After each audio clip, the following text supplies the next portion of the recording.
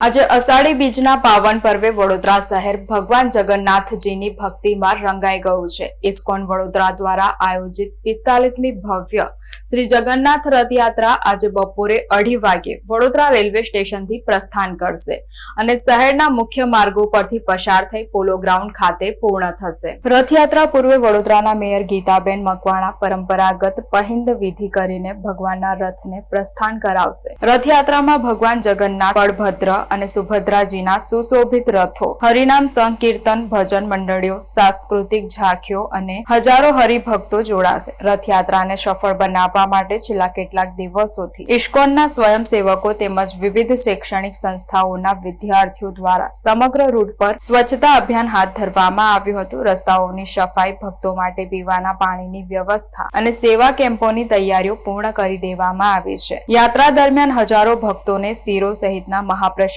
વિતરણ કરવામાં આવશે તેમજ ઠંડુ પાણી અને શરબતની સેવા પણ વિવિધ સેવાભાવી સંસ્થાઓ દ્વારા કરવામાં આવશે। સુરક્ષાને લઈને વડોદરા પોલીસ પણ સંપૂર્ણ સજ્જ છે।